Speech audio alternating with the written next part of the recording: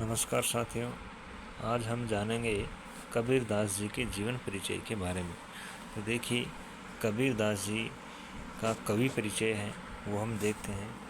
साथियों, सिकंदर लोदी के शासनकाल में विद्यमान संत कबीर के जन्म और मृत्यु के विषय में प्रामाणिक तत्वों का अभाव, अंतर साक्ष्य और बहिर साक्ष्य के आधार पर उनका जन्म काशी में संवत 1455 विक्रम संवत 1398 ईस्वी व मृत्यु मगहर में संवत 1575 विक्रम संवत 1518 ईस्वी में स्वीकार की गई।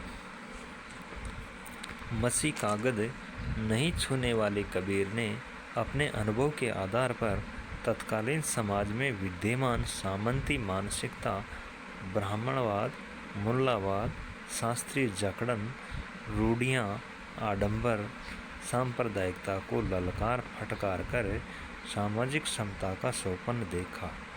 सदियों से समाज की मुख्य धारा से कटे वंचित शोषित वर्ग की ईश्वर प्राप्ति की प्यास को शांत करने के लिए कबीर ने निर्गुण ब्रह्म का विकल्प सामने रखा और ईश्वर को मंदिर मस्जिद के आडंबरों से मुक्त कर दिया। कबीर के निर्गुण निराकार ब्रह्म को शुद्ध हृदय व्यक्ति गुरु की कृपा और प्रेम के बल पर सहज ही स्वीकार कर सकता है, प्राप्त कर सकता है।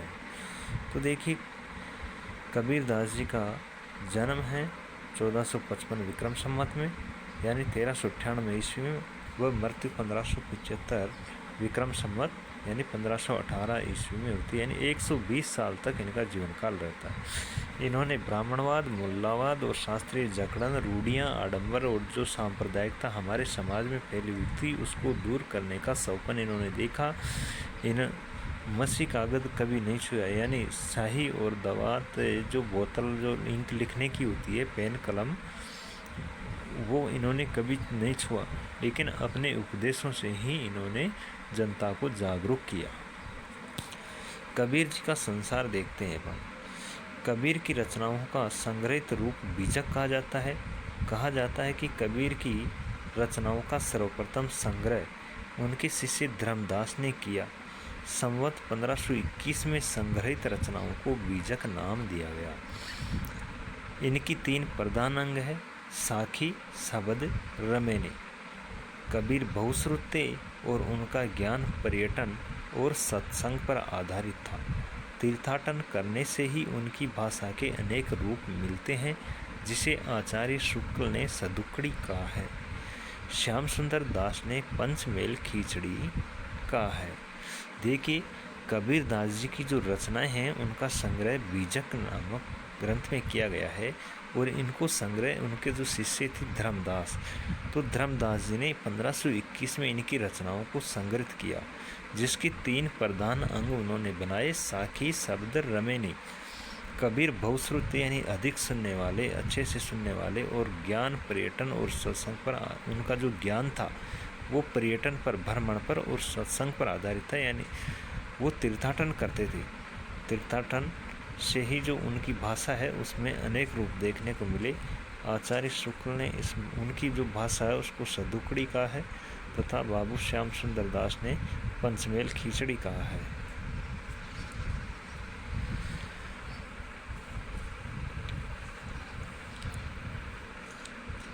कबीरदास जी की साखी के बारे में देखते हैं। साखी शब्द संस्कृत की साक्षी शब्द का अध्ययन स्वरूप है, यानी जो साक्षी जिसका अर्थ होता है सूक्ष्म गवाही। सूक्ष्म गवाही, उनकी जो साखी है उसका रूप होता है सूक्ष्म गवाही, यानी ऐसा व्यक्ति जिसने घटना को अपनी आंखों से देखा। कबीर ने स्वयं कहा है कि साखी उन्होंने रचना कौशल दिखाने के लिए नहीं, वरन संसार की समस्याओं को सुलझाने के लिए प्रस्तुत की है।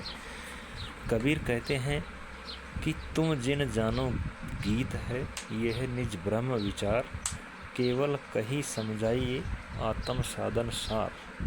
साखी आखी ज्ञान की, समुझी देखी मन माही, बिन साखी संसार का झगड़ा छूटत नाही। इस प्रकार से कबीरदास जी कहते हैं कि तुम जिसको गीत जानते हो वह अपना ब्रह्म, अपना विचार है, अपना जो शुभ विचार जो दिल का निकलता है वही गीत है।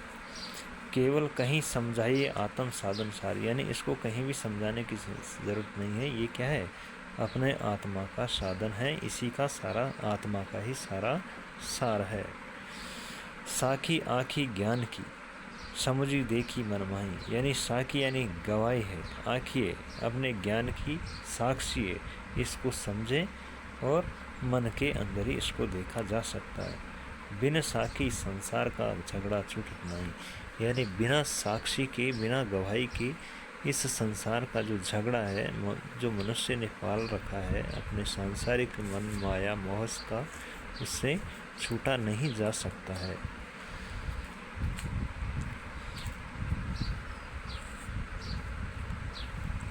कबीरदास जी के पदों के बारे में है।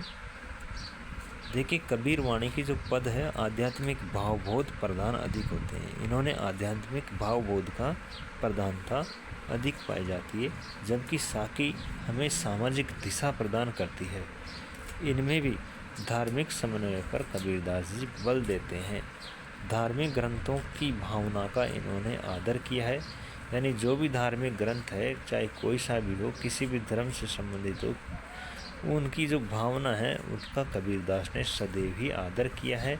इनकी जो पद है उनमें उपदेश अधिक है, जो कि समकालीन साधकों को चेताने के लिए प्रयुक्त है।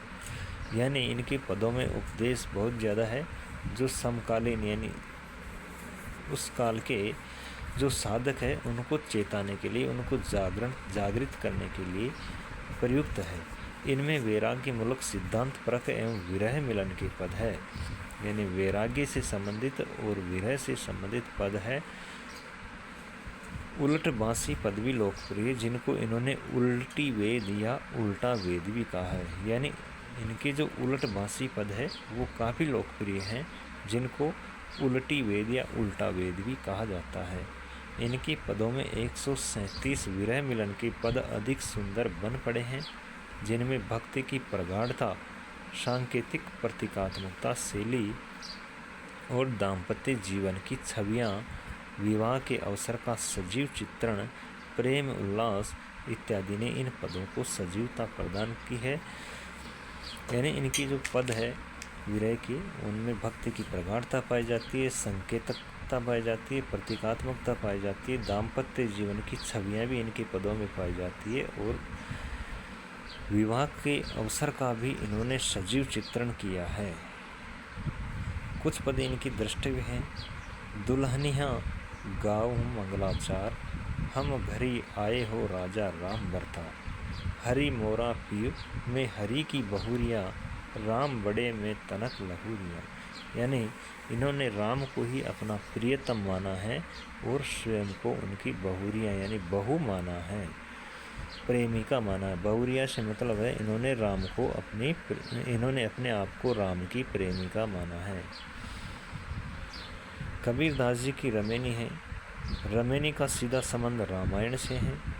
डॉक्टर नज़ीर मोहम्मद के अनुसार रामायण से रामायणी और फिर रमेनी हो गया। साधारण जनता के बीच रामायण का रमेनी हो जाना संभव है।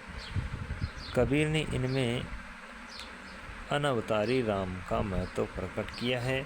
उनका राम दशरथी राम से भिन्न है, अजन्मा है, यानी जिसने जन्म नहीं लिया है, और दशरथी जो राम हैं उससे भिन्न है। आचार्य हजारी प्रसाद द्विवेदी जी लिखते हैं कि मेरा अनुमान है कि दोहा चौपाइयों में लिखी गई तो तुलसीदास जी की रामायण के प्रभाव ने कबीर पंथियों को भी अपने रामायण बनाने को प्रोत्साहित किया है। दोहा चौपाई में लिखित पदों को रमेनी कहा जाने लगा है, यानी इनकी जो दोहा और चौपाई जो लिखे गई उनको रमेनी कहा जाने लगा कालांतर में।